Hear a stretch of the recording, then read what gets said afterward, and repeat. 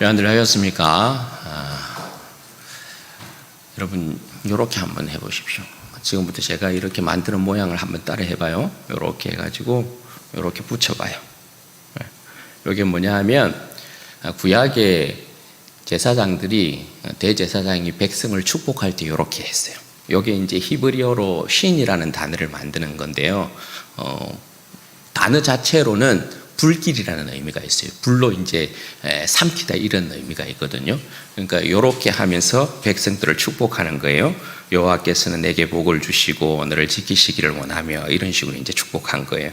우리가 말로 하지 못하니까 앞뒤 좌우로 이렇게 여호와께서 당신을 지키시기를 원합니다. 은혜 베푸시기를 원합니다. 평강 주시기를 원합니다. 그렇게 한번 인사. 우리는 복음의 제사장들이니까 이렇게 축복할 수 있는 것입니다. 뭐 말하기 힘들면 앞에 이렇게 사람이 이렇게 오늘 봄비가 내리고 있습니다. 오늘 날씨를 또 보니까 되게 포근하더라고요. 주님께서 이처럼 우리에게 좀 따뜻한 날을 빨리 주시면 좋겠다 싶습니다. 예배 10분 전에도 사실은 텅 비어 있어가지고 오늘도 많은 분들이 나오지 못하는 모양이다 이렇게 생각했는데 그래도 또 많은 분들이 이렇게 참석해 주셨어요. 코로나가 더 이렇게 기승을 부리고 있으니까 하나님께서 은혜 베푸지 않으면 답은 없는 것입니다. 그런데 저는 굉장히 좀 기쁘더라고요. 이까짓 게 우리를 어떻게 하겠어요, 그죠? 반드시 우리는 이겨낼 것이라고 믿고 하나님께서 우리에게 기쁜 날 속히 되돌려 주실 줄로 믿습니다.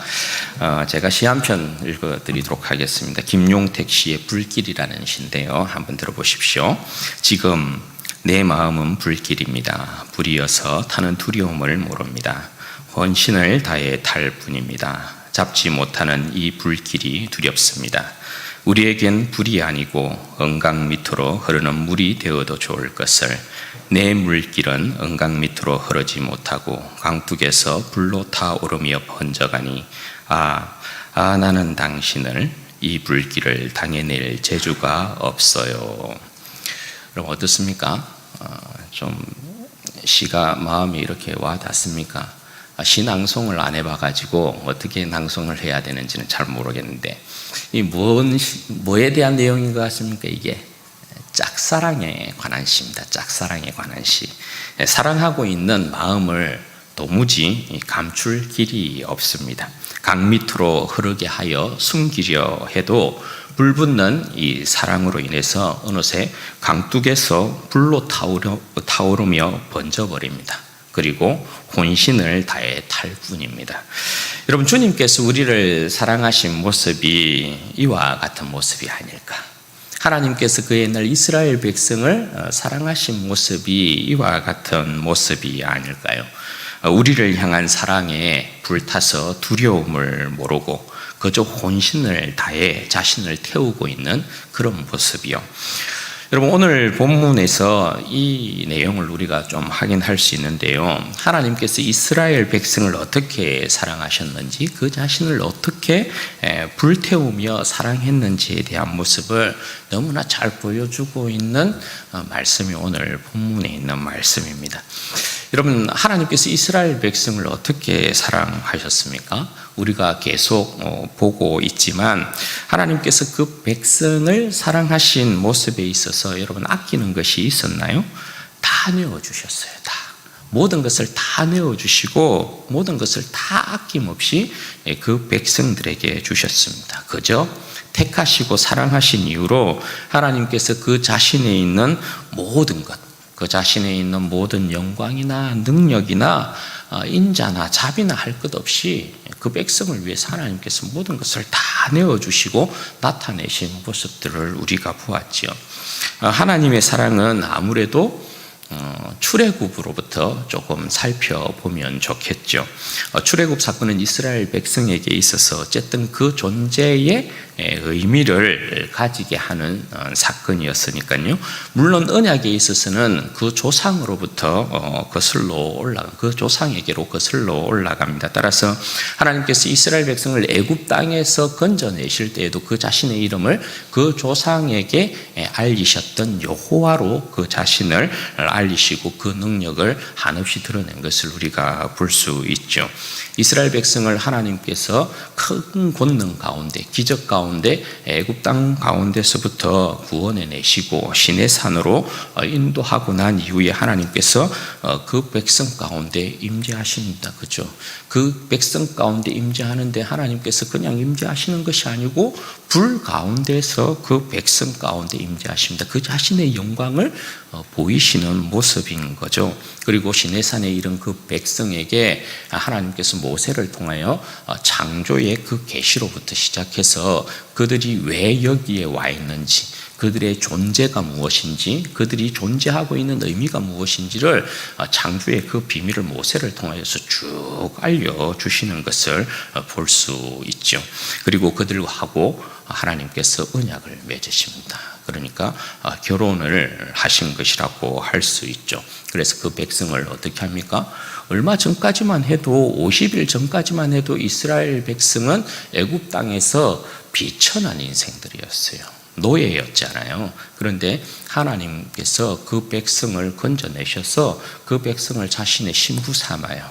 보배로운 민족 삼으시고 그들을 제사장 민족 삼았습니다. 그리고 저들과 맺은 이 언약에 따라, 결혼에 따라 하나님께서 그 백성과 함께하기 위하여서 장막을 치시죠. 그들로 하여금 하나님의 이 성막을 짓도록 만들어서 하나님께서 그 백성과 함께합니다. 그래서 광야에서 여러분 어떻게 합니까? 하나님께서 저들의 보호자로 자청하셔서 그죠?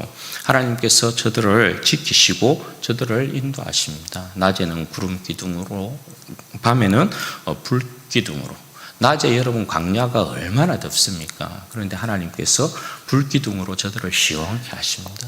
광야에 여러분 밤의 기온이 얼마나 춥습니까? 얼마나 여러분 밑으로 떨어집니까? 그런데 하나님께서 불기둥이 되셔서 그들을 따뜻함 가운데 인도하십니다. 그리고 광야길을 행할 때는 하나님께서 항상 그 백성들보다 먼저 가셔서 그 백성들이 쉴 만한 곳을 먼저 찾으셨어요. 그런 하나님의 모습이셨어요. 원수들과 여러분 또 싸울 때는 어땠습니까? 항상 하나님께서 그 백성 앞에 가셔서 하나님께서 다 싸우셨어요.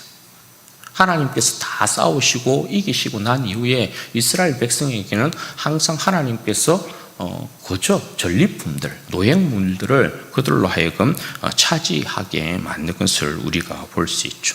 그리고는 결국 하나님께서 그들을 적과 꿀이 흐르는 가나안 땅으로 인도하여 주신 모습 우리가 보게 됐죠. 여러분 이 내용이 신명기 4장에 그대로 드러나요. 신명기 4장에 보면 하나님께서 그 백성을 어떻게 사랑하셨는가에 대한 부분을 이야기할 때, 야 너희들 세상이 창조한 날로부터 어느 국민이 어느 민족이 불 가운데 임한 하나님의 음성을 듣고 산 백성들을 보았느냐? 너희 세상 천지에 어느 신이 시험과 이적과 기사와 전쟁과 강한 손과 편팔로 크게 두려워하게 하는 그 일로 한 민족을 다른 민족에게서 구원하여 낸 일이 있느냐? 너희들 들어봤느냐? 그런 일 없다라는 거죠. 이렇게 여러분 하나님께서 이스라엘 백성을 사랑하신 이유가 뭐라고요? 그 민족이 지혜가 있었어요? 아니요. 그 민족이 다른 민족들보다 수요가 많았어요? 아니에요. 하나님께서 이스라엘 백성을 그처럼 사랑하신 이유는 그저 그 백성을 택하시고 사랑하셨기 때문에 그렇게 하나님께서 위대한 일을, 큰 구원을 이루셨다, 그렇게 말씀하고 있는 거죠. 이 구원의 영광이 다윗을 통해서는 여러분 어떻게 납니까? 모든 이방 세력들을 정복한 것으로 나타나고, 또 솔로몬 때에 하나님께서 하나님의 성전을 이제 그 땅 예루살렘 가운데 지어서 온 세상으로 하여금 저들을 통하여서 이스라엘 민족, 제사장 민족을 통하여서 온 백성들이 하나님 앞에 무릎 꿇고 경배하게 만드는 그런 역사를 나타내는 것을 볼 수 있죠. 여러분, 이 모든 일에 하나님께서 그 자신의 뭘 아끼셨나요? 하나님께서 하실 수 있는 그 모든 일들을 다 하셨어요. 그가 보이실 수 있는 모든 사랑을 다 이스라엘 백성 가운데 보여주셨어요. 말과 혀로만 하나님께서 이스라엘 백성을 절대 사랑한 것이 아니라는 거죠. 사랑의 하나님답게 하나님께서 그의 모든 온 존재로 그 백성을 사랑하신 모습 그대로 보여주었어요.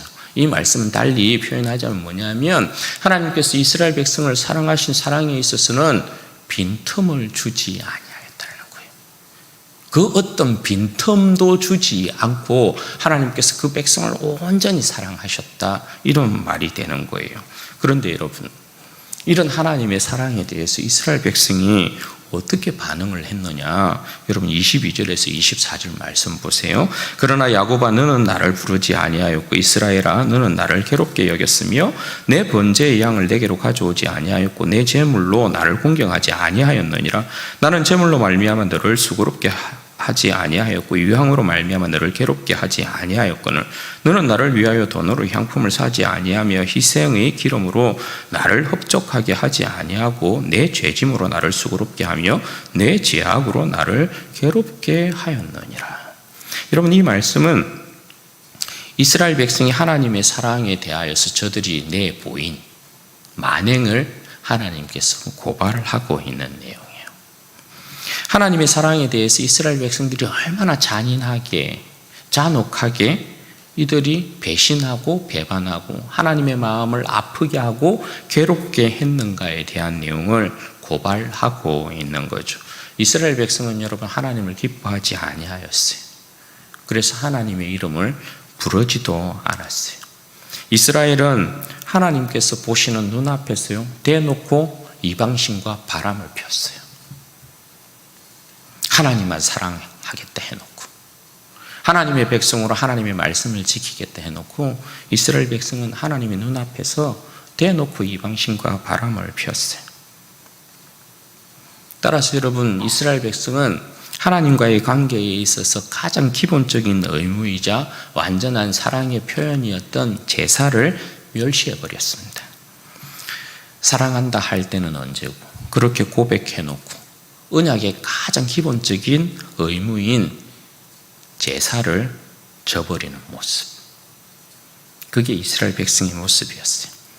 여러분, 성경엔 항상 하나님의 백성이 타락하고 부패했을 때 특징적으로 여러분 보여주는 것이 제사의 멸시예요. 사사 말기 제사장이었던 엘리의 두 아들 홈니와 비느하스죠. 그들이 여러분 하나님의 제사를 어떻게 멸시했는가에 대한 모습 잘 보여주고 있죠. 그리고 이스라엘 백성에게 있어서 세례 요한이 탄생하기까지의 그 마지막 400년간의 그 암흑 시기에 마지막 선지자가 말라기거든요. 말라기에 보면 여러분, 제사의 멸시에 대한 부분이 아주 적나라하게 드러나 있어요. 이스라엘 백성이 하나님의 제사를 어떻게 멸시했는가, 여러분, 어떻게 그게 보면 기록되어 있습니까? 제사 자체를 경멸합니다. 귀찮아 죽겠다, 귀찮아 죽겠다. 제사를 아주 귀찮게 여겨요. 그래서 어떻게 해요? 그들이 하나님 앞에 막 귀찮은 듯 나오는데 더러운 떡을 드려요. 이 진설병을 이야기할 것인데 더러운 떡을 하나님 앞에 드려요. 그리고 눈먼 것, 저는 것, 병든 것, 그런 것을 가져다가 하나님 앞에 제사한다고 제물로 가지고 나와요. 이 때문에 하나님이 얼마나 괴로웠는지, 차라리 성전 문을 닫아줄 자가 있었으면 좋겠다. 하나님께서 그 마음의 괴로움을 그렇게 표현을 하셨어요. 여러분, 그럼 제사의 이 멸시라는 것이 어떤 의미를 가지고 있을까요? 여러분, 제사 제도를 멸시한다, 제사를 멸시한다, 이건 어떤 의미냐면, 그 옛날 야곱의 아들 중에 시몬과 레위라는 이 두 아들이 그 여동생 디나의 이 사건으로 인하여서 세겜에 있는 모든 남자들을 진멸한 사건이 있었습니다. 그죠? 창세기에 보면 그 내용이 나와요. 그때 이 두 아들이 세겜의 모든 백성을 진멸하기 위해, 살육하기 위해서 이용했던 게 뭐냐면 할례입니다. 할례. 그런데 여러분, 이 할례는 뭘 이야기하는 거예요? 할례는 하나님께서 모든 그 백성 이방 민족뿐만 아니라 하나님의 새로운 백성으로 출생할 수 있도록, 태어날 수 있도록 주신 하나님의 은혜의 제도가 할례예요.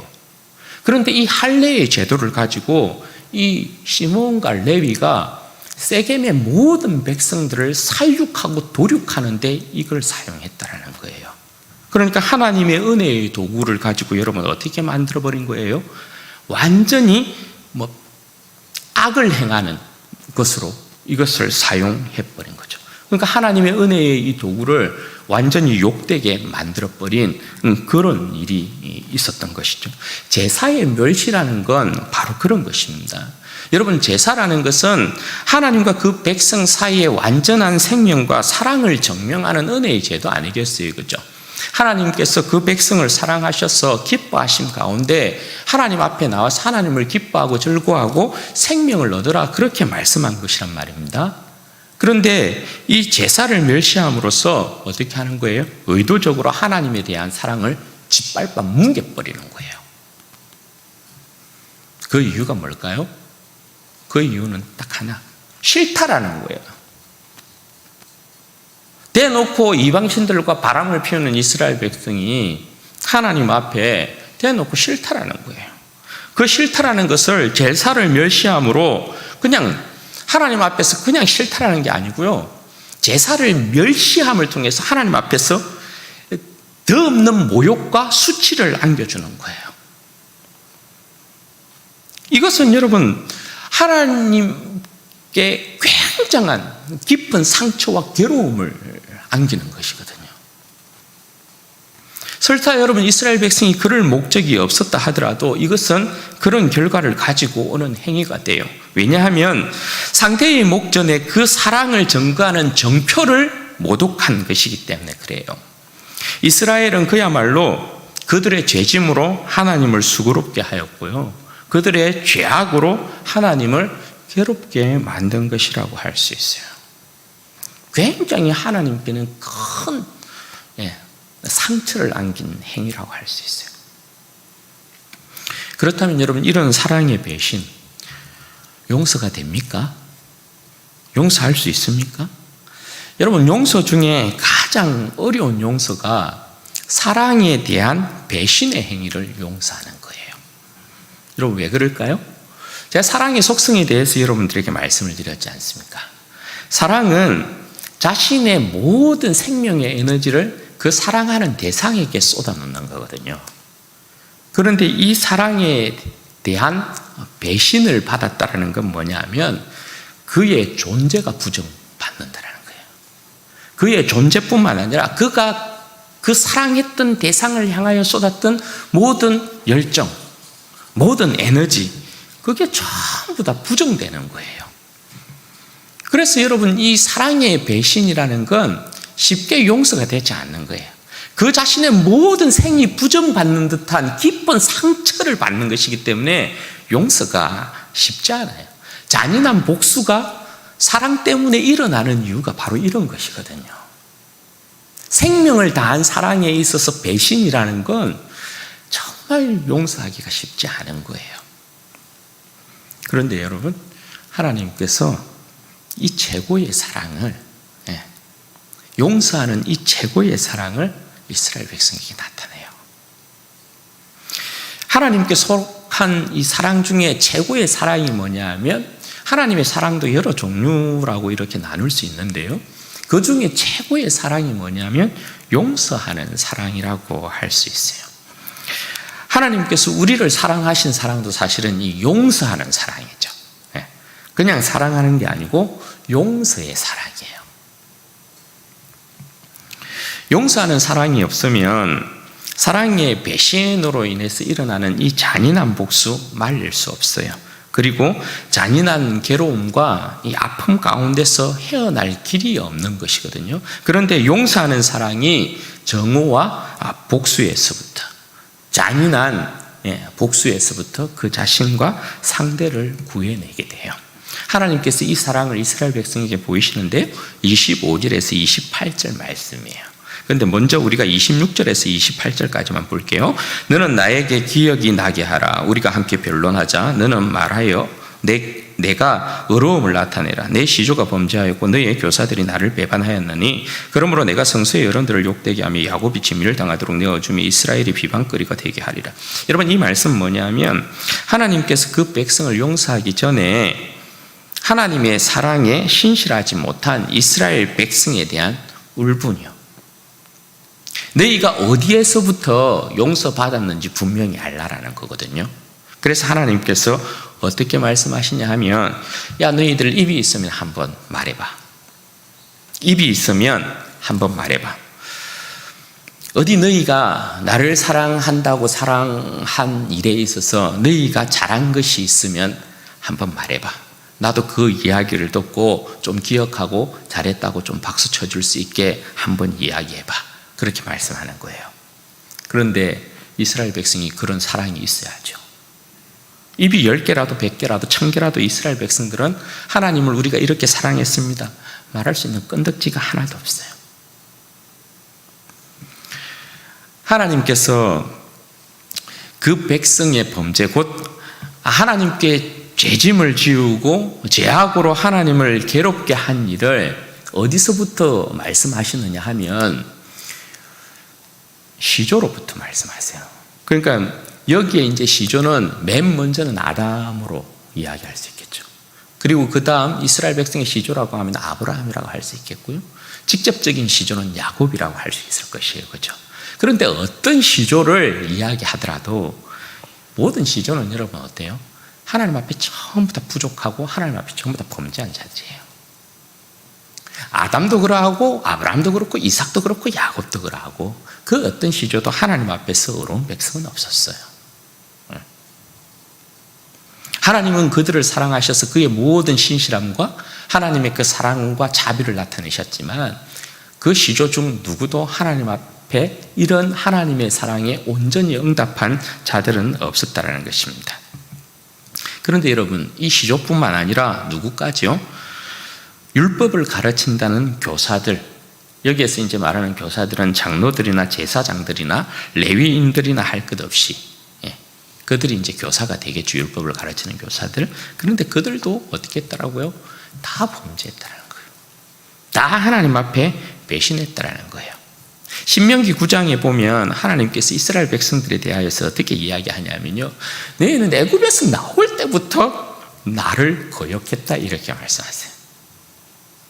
애굽에서 나올 때부터 나를 거역하였고 이스라엘 백성에 대하여서 하나님께서 어떻게 말씀하시냐, 그런 백성을 향하여서 너희는 목이 곧은 백성이다 이렇게 이야기해요. 완악하고 불순종하고 뻣뻣하고 이스라엘 백성은 그런 백성이었다는 거예요. 목이 곧은 백성이었다는 거예요. 따라서 하나님께서 그들의 이제 범죄로 말미암아 하나님께서 내리신 언약의 저주가 뭐냐? 28절요. 그러므로 내가 성소의 어른들을 욕되게 하며 야곱이 진멸당하도록 내어주며 이스라엘이 비방거리가 되게 하리라. 이 하리라는 하였노라라는 말로 번역이 가능해요. 그러니까 이 말씀은 뭐냐면 성소의 어른들을, 여러분, 성소의 어른들은 누구를 이야기하겠어요? 대제사장, 제사장들, 레위인들을 이야기하는 거겠죠. 그리고 성소의 어른들의 이 또 다른 의미는 거룩한 방백들이라는 의미로도 표현할 수 있는데요, 이 거룩한 방백들이란 결국은 대제사장, 제사장, 레위인 포함해서 장로들, 그리고 그들 가운데 거하고 있었던 모든 귀족들, 그들까지 이제 포함할 수 있겠죠. 그러니까 이들은 모두 뭐예요? 이스라엘 백성의 지도자들이라고 할 수 있어요. 그런데 하나님께서 이 이스라엘 백성의 범죄로 인하여서 이들을 어떻게 했다고요? 욕되게 하였다는 거예요. 진멸당하도록 비방거리가 되도록 하나님께서 허락하셨다는 거예요. 이 말씀은 뭐냐면 하나님께서 그 자신의 영광을 그들로부터 거두어 드렸다는 말이 되는 거예요. 달리 표현하자면 하나님께서 그 영광의 얼굴의 빛을 그들에게 거두어 드렸다는 거거든요. 하나님께서 영광의 그 빛을 그들로부터 거두어 드리면 여러분 어떻게 하게 되겠어요? 어둠이 그들 가운데 찾아오게 되죠. 그러면 어둠이 그들 가운데 찾아온다는 건 뭘 이야기하겠어요? 이스라엘 백성은 곧 이방인들의 먹잇감이 된다는 걸 이야기하는 거예요. 그래서 나타난 결과가 뭐예요? 지금 이스라엘 백성이 진멸을 당한 모습이고 이스라엘 백성이 바벨론 포로가 되어 있는 모습이에요. 온 세상의 비방거리가 되어 있는 그 모습이 이스라엘 백성의 지금의 모습이라고 할 수 있는 거죠. 그런데 하나님은, 사랑이 많으신 하나님은 이런 모습을 참아 보고 있을 수가 없는 거예요. 이스라엘 백성이 이런 모습을 참아 보고 있을 수가 없는 거예요. 그래서 하나님께서 그 자신이 가지고 계신 최고의 사랑을 그 백성에게 내보이시는 거예요. 그게 용서의 사랑이에요. 25절에 그 말씀이 기록되어 있어요. 나는 나를 위하여 내 허물을 도말하는 자니 내 죄를 기억하지 아니하리라. 여러분, 하나님은 실패하지 않는 분이에요. 하나님은 그 백성에 대하여서 자비로우신 분이에요. 은혜로우신 분이에요. 노하기를 더디하시는 분이에요. 인자와 진실이 많으신 하나님이에요. 그래서 그 백성을 용서하십니다. 자기 이름을 위하여서 하나님께서 그 백성을 용서하십니다. 예레미야 선지자가 예레미야 애가에 보면 이렇게 이야기해요. 예레미야 애가 3장 22절에서 23절에 보면 이런 말씀이 있어요. 여호와의 인자와 긍휼이 무궁하심으로 우리가 진멸되지 아니함이니이다. 이것이 아침마다 새로우니 주의 성실이 크도소이다. 여러분, 여호와의 인자와 긍휼이 무궁하심으로 우리가 진멸되지 않는데요.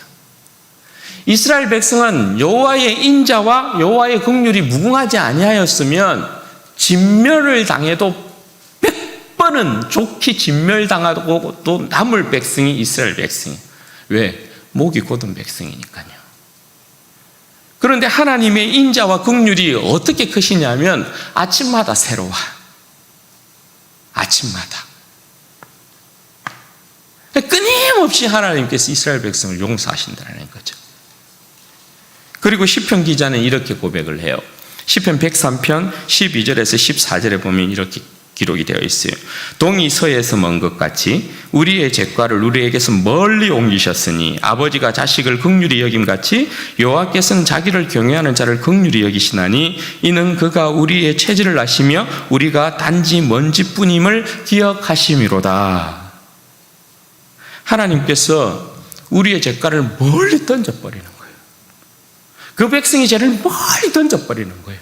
동에서 서가 먼 것 같이 그 백성이 죄를 멀리 던져버려요. 아버지가 자식을 긍휼히 여기는 마음으로. 아버지가 자식을 긍휼히 여기는 마음으로 죄를 용서한다는 건 여러분 뭡니까? 죄를 기억지 않는다는 거죠. 죄를 기억지 않는다는 건 여러분 뭘 이야기하는 것입니까? 새로운 관계로 나아가자는 거죠.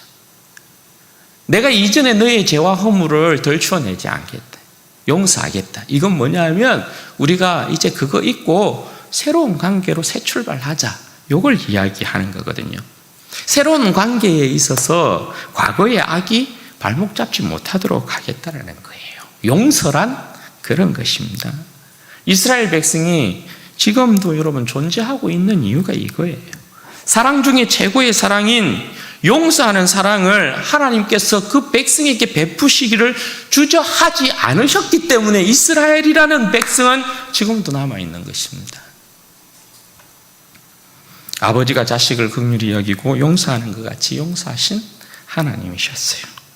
이 용서의 사랑이 하나님의 영광을 지켜낸 거고요. 이스라엘 백성을 지금까지 지켜내고 살린 것이라고 할 수 있어요. 왜 하나님께서 그 백성을 용서하셨다고요?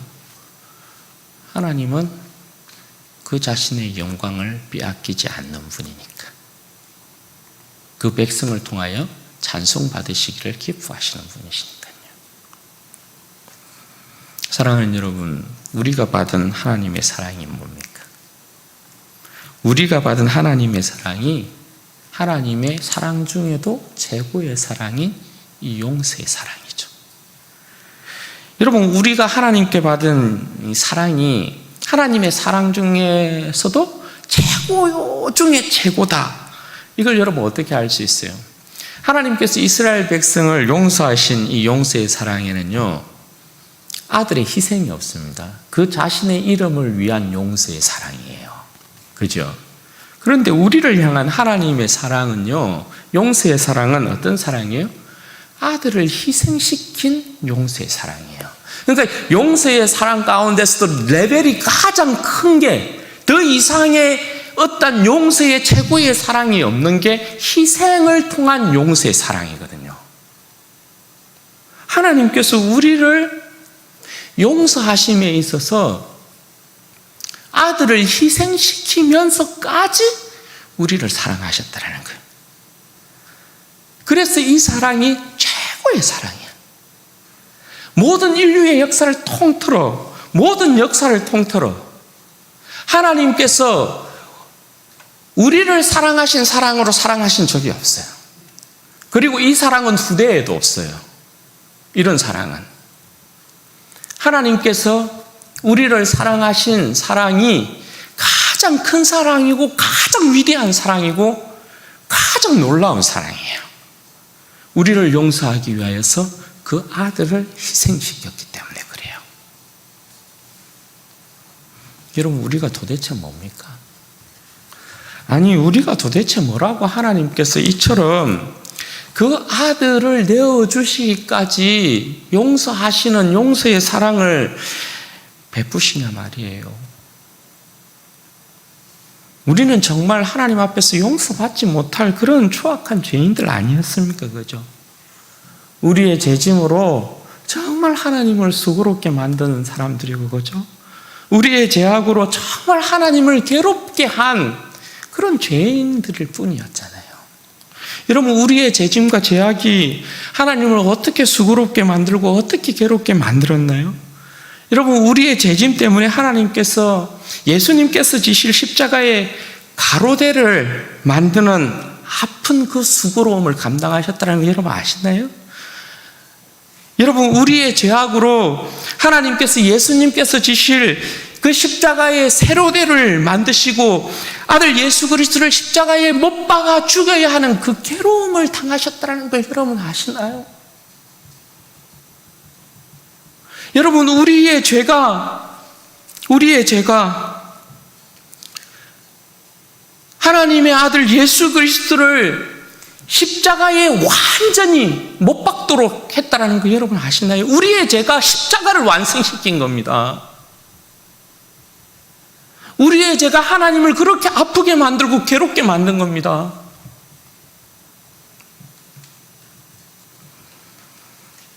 그런데 우리가 죄를 지었는데 우리가 우리의 십자가를 만든 것이란 말이에요. 그런데 하나님께서 어떻게 해요? 우리의 죄짐과 우리의 죄악으로 십자가를 만들어 놓았는데 하나님께서 우리를 십자가에 못 박지 않고요, 아들을 십자가에 못 박아 죽이는 거예요. 그 아들을. 사실 예수님이 지셔야 될 십자가는 우리가 져야 될 십자가인 거잖아요.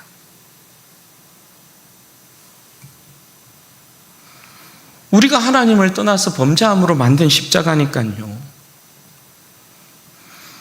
우리가 우리의 죄로 하나님을 정말 수고롭게 만들고 하나님을 정말 괴롭게 만들고 하나님을 정말 아프게 만들고 하나님께 정말 상처를 주어서 만든 그 진노의 십자가이니까 우리가 못 박혀 죽는 게 맞거든요. 십자가는 그래서 진노를 나타내는 거거든요. 진노. 그런데 우리를 십자가에 못 박아 죽여버리면 우리는 영원히 죽게 되니까. 하나님께서 우리를 사랑하신 그 사랑이, 하나님께서 우리를 용서하시는 그 사랑이 우리를 하나님의 그 진노의 십자가에 우리를 못 박게 둔 것이 아니고 어떻게 해요? 우리 대신 아들을 십자가에 못 박아 죽여버리는 거예요. 우리를 살리기 위해서. 그래서 진노의 그 십자가가 용서의 십자가가 된 것이고 사랑의 십자가가 된 것이에요. 사랑하는 여러분, 하나님께서 우리를 구원하신 사랑은 결탄코 여러분 값싼 사랑으로 구원하신 게 절대 아니에요. 하나님의 그 모든 사랑을 우리에게 쏟아 부으신 사랑으로 우리를 구원하신 거예요. 하나님께서 가지고 계신 사랑 중에 최고의 사랑을, 그래서 제가 한 번씩 그런 표현 쓰죠. 하나님의 그 우리를 향한 그 심장, 우리를 향한 하나님의 그 심장을 고스란히 다 드러낸 게 예수님의 십자가예요. 이보다 더 큰 사랑은 없어요.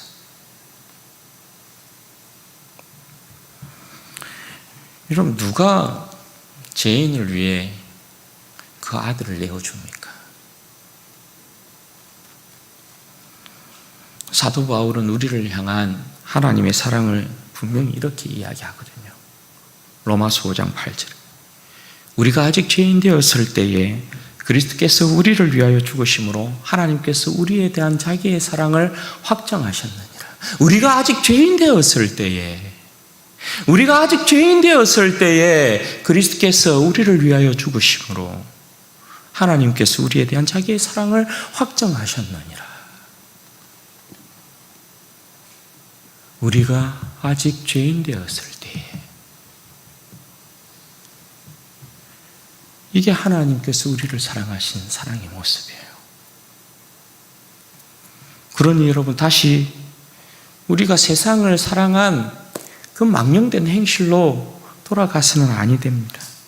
다시 여러분, 우리가 죄의 낙을 누렸던 그때로 돌아가서는 아니 됩니다. 그러므로 여러분, 우리는 다시 마귀의 종이 되어서는 아니 됩니다. 베드로 사도는 이렇게 이야기해요.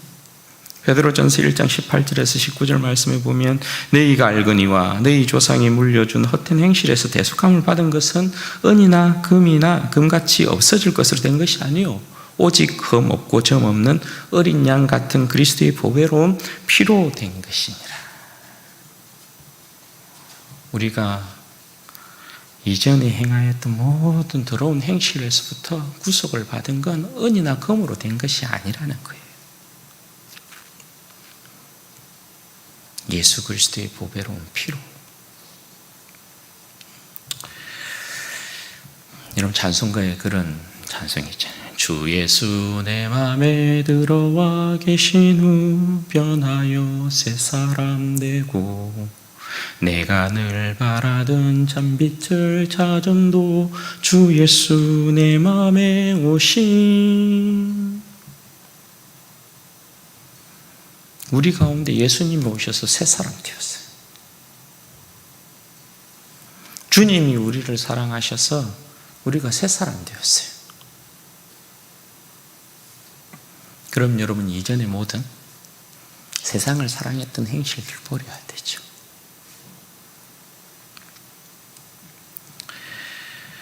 여러분, 서두에 읽어드렸던 불길이라는 이 시요, 하나님께서 우리를 향한 사랑의 표현이 딱 그래요.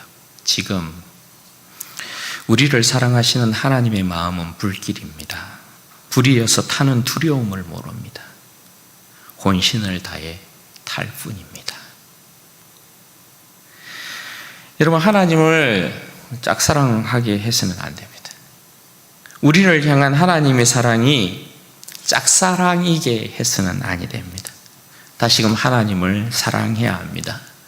여러분, 우리가 다시금 하나님을 사랑하기로 결심하셔야 합니다.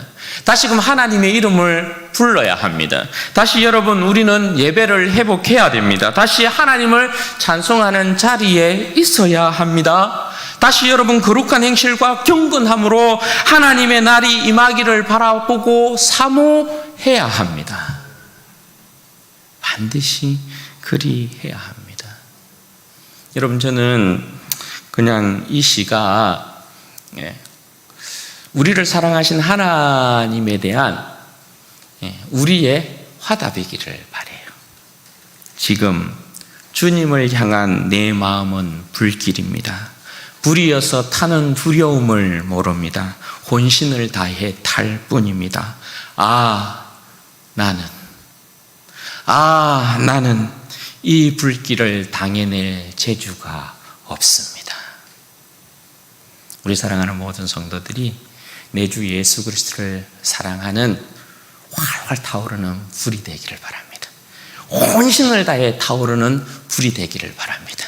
그 나라에 임하기까지 혼신을 다해 여러분의 자신을 태워서 주님을 사랑함으로 주님의 기쁨과 영광이 되는 우리 모든 성도들 되시기를 주님의 이름으로 축원드립니다. 아멘. 여러분 같이 한번 기도하도록 하겠습니다. 여러분 이 시간에 우리가 기도할 때 그렇게 기도하자고요. 하나님은 얼마나 나를 사랑하셨는지, 하나님께서 나를 얼마나 사랑하셨는지 그 최고의 사랑, 아들을 희생시키는 용서의 사랑 우리에게 보여주셨어요. 우리를 향한 하나님의 마음이 활활 타오르는 불길이라 말씀하십니다. 여러분, 하나님 우리를 향한 짝사랑으로 버려두면 안 되죠. 우리 다시 하나님 사랑해야 합니다. 하나님의 이름 다시 불러야 합니다. 우리의 예배 다시 회복해야 되고요. 하나님을 찬양하는 찬송이 다시금 회복되어야 합니다. 거룩한 행실과 경건함으로 하나님의 날이 임하기를 간절히 바라보고 사모하는 우리의 모습 되어야 합니다. 하나님, 제 마음도 주님을 향하여 타오르고 있는 불이 되기를 원합니다. 불이어서 타는 두려움을 모르는 인생 되게 하옵소서. 혼신을 다해 타는 인생이 되게 하옵소서. 이 불길을 당해낼 죄주가 없는 그런 인생 되게 하옵소서. 우리 주여 한번 부르짖고 기도하십시다. 주여.